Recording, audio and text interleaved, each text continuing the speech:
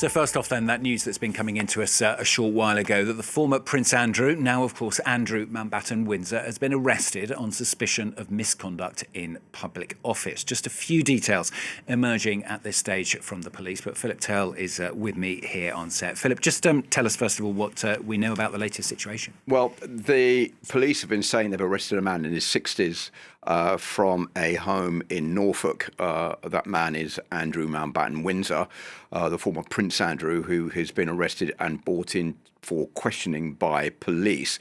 This is something that many have been calling for in the United Kingdom, particularly the press, over the last few weeks. But it is a really significant development in the Epstein inquiry, and also a huge significant development for the British royal family. This is the first time that I can remember that a member of the royal family has ever been brought in for questioning under arrest by local police.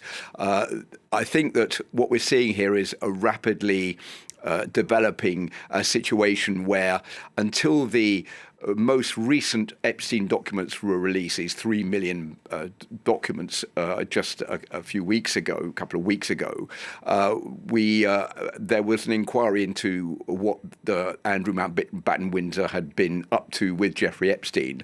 This was led by Scotland Yard, but Scotland Yard decided there wasn't enough evidence to bring him in for questioning. Since the release of the latest Epstein files, there's been a new inquiry by Thames Valley Police in the UK, and they are the ones who have brought him in for questioning right now. And this could last for 96 hours. Now, he is accused of abuse during public office, which is a very grave crime in the United Kingdom, could lead to him being sentenced to a very long term in jail if he's found guilty. So as things stand at the moment, he's going to be questioned. There will also be, and I think there is they are searching 2 premises that belong to him for evidence.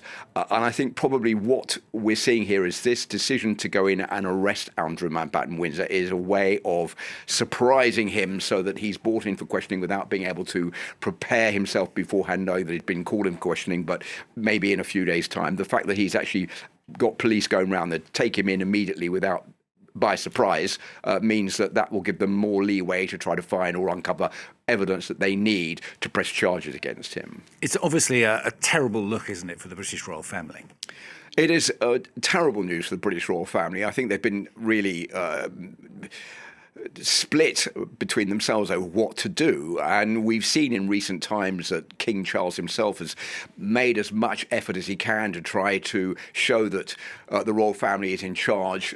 Even the Queen, Elizabeth II, the late Queen, stripped Andrew of many of his titles back in 2019 after that disastrous interview about Jeffrey Epstein that Andrew gave for the BBC and Emily Maitlis. He was no longer allowed to call himself His Royal Highness. Then with the latest revelations, King Charles stripped Andrew of his title of Prince. He's now just Andrew Mountbatten-Windsor. He has been forced to move out of his house, Royal Lodge, which was situated in Windsor Great Park. He's now living in a much smaller house in the park at Sandringham in Norfolk. And the royal family have made it pretty clear that in a more recent statement, they would help any inquiry by police necessary into the activities of Andrew Mountbatten-Windsor. So this is really a way of cutting him loose from the royal family in a bid to try to calm the situation down. But I don't think anybody in the royal family actually thought it would come to this, where he was now under arrest and facing questioning and possibly charges, and if he's found guilty, a possible prison sentence. This is really uncharted territory for the British royal family right now. Of course, Philip, this is a story that we've been talking about an awful lot over the last year or so, but accusations against the former Prince Andrew have been whirling, if that's the right word, for many years, really, haven't they? There are 2 different sorts of allegations here, Stuart. The first one is the allegations of sexual misconduct, which Andrew has always denied, and there's no evidence, even though we've seen that photo up just behind you of him over this girl lying on the floor, obviously taken at a party held by Jeffrey Epstein, and Andrew looking at the camera, so obviously in the knowledge that he was being photographed. We don't know who the girl is on the floor, we don't know what the circumstances are, but many are saying that Andrew was part of the close-knit friendship group of Jeffrey Epstein, and many questions being asked about his relationship with Virginia Giuffre, a girl who was photographed with Andrew back in 2010, and he said that he didn't know her. Then there was a huge payoff, which is believed to have come from Queen Elizabeth, from other members of the royal family, including the then Prince of Wales, who's now King Charles, who paid money out so that Andrew could pay off Virginia Giuffre, even though he said he hadn't done anything wrong, but it was a bid to shut her up. Well, why was that necessary if he had never done anything wrong? And these latest charges, which are in another completely different situation for him, concern his time as trade envoy for the United Kingdom, where he was travelling around the world to boost British businesses.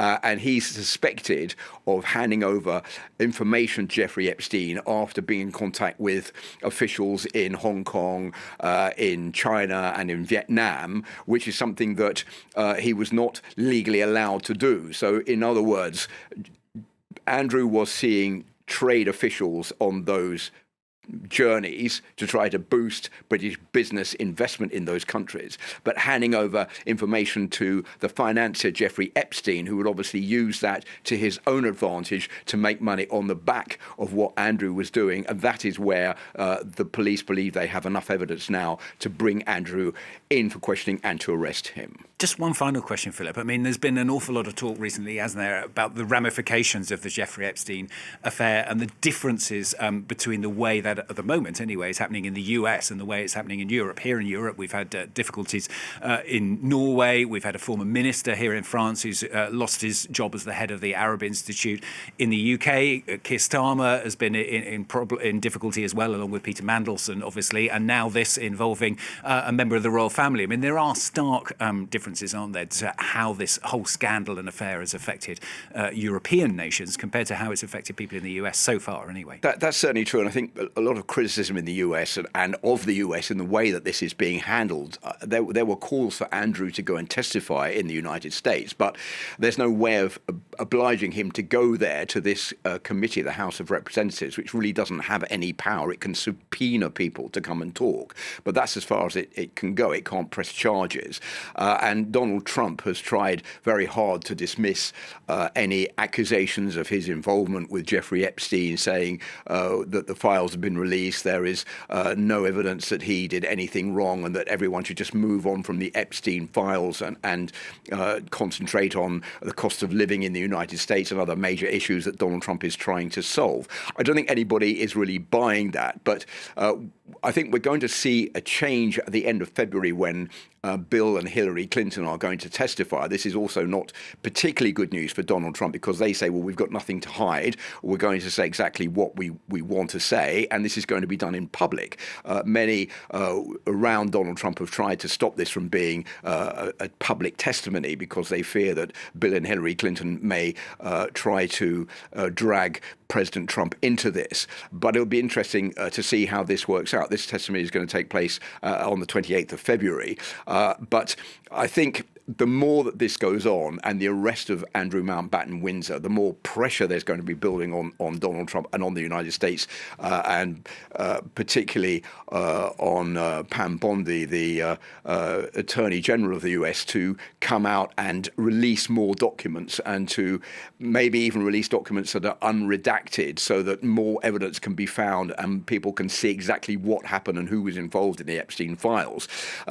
It's just the tip of the iceberg. These are ramifications that we've seen getting bigger and bigger and bigger over the past few months as more information comes out about these 3 million documents that have been released, which we don't even know everything about yet. But remember, there are still another 3 million documents or so which haven't been released, and that's something I think there will be growing pressure for more of those documents to be free, so that we can see what's in them. Philip, thanks very much.